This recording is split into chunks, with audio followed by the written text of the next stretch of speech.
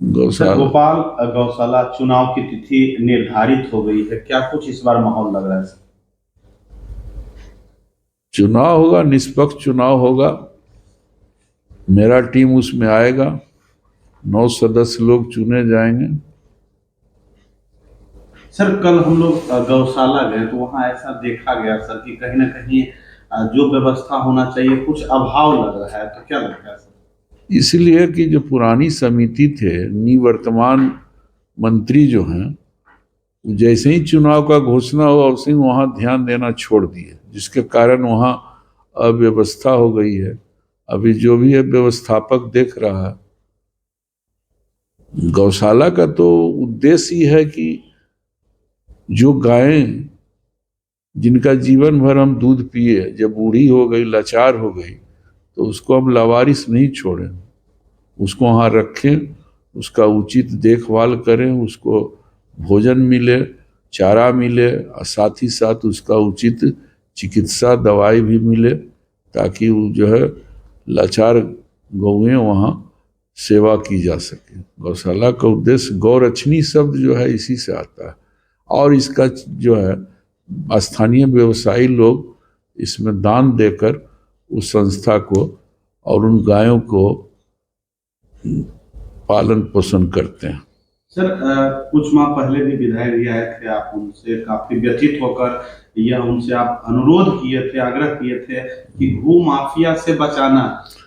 भूमाफिया इस शब्द में कि निवर्तमान मंत्री जो हैं, सचिव जो रह चुके हैं, ज्यादा ऐसे लोग को मेंबर सदस्य बना दिए हैं जो हमारे गौशाला के जमीन से सटे उनका भूमि है, और उन लोग को नजर है कि किसी तरह सदस्य में चुना जाए और गौशाला के जमीन पर अपना 2 कट्ठा 4 कट्ठा बढ़ के जोत लें। मतलब उनका उद्देश्य जो है सर गौ सेवा नहीं है, अपना स्वार्थ नहीं। गौ सेवा क्या करें, उन लोग को तो जमीन जो है, जमीन पर नजर है।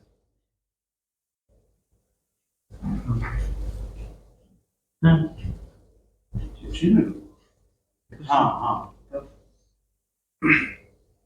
जिस तरह से जो है कि यहाँ पर आप पहले भी कह चुके थे कि जो 100 हैंड करके चुनाव होगा, और उसके लिए लोग जो है कि कह रहे थे नहीं, इस तरह से आपके डर से जो है कि लोग हाथ नहीं उठा पाते जो हैं। डर भय का फिर क्या वही रहेगा, प्रक्रिया जहाँ जिस मीटिंग का प्रेजाइड स्थानीय एसडीओ साहब संजोग से आईएएस अफसर हैं, वहां पर डर भाई का क्या सबूत है? वो तो बायलॉज कहता है, जो 1954 का बायलॉज में है, गौशाला अधिनियम 1954 पढ़िए, उसमें लिखा है कि इसमें शो ऑफ हैंड्स होगा। वित्तीय दाता लोग हाथ उठा के सदस्य पदाधिकारी का चुनाव करेंगे। इसमें मतलब डर कहीं है सर जो 1954 का जो एक्ट है उसी के अकॉर्डिंग हो रहा है। एकदम एकदम, जो है जो लॉ कहेगा वो होगा। और ये शो जो ऑफ है हैंड्स अभी भी प्रथा है, आप विधानसभा में जाइए, वहां भी शो ऑफ हैंड्स होता है।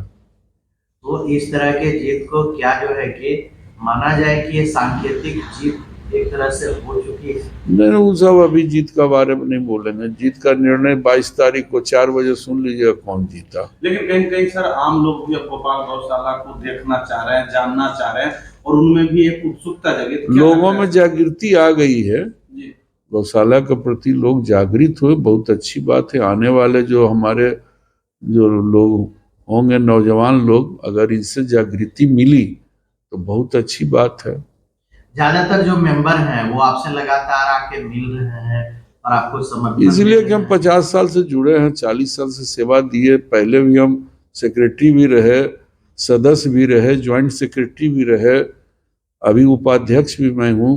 इसलिए हम कई साल कई संस्था से जुड़े हुए, जो गौ सेवा से जुड़ा हुआ हमारा आर्य समाज है। आर्य समाज से भी 40 साल से यहाँ पर प्रेसिडेंट है।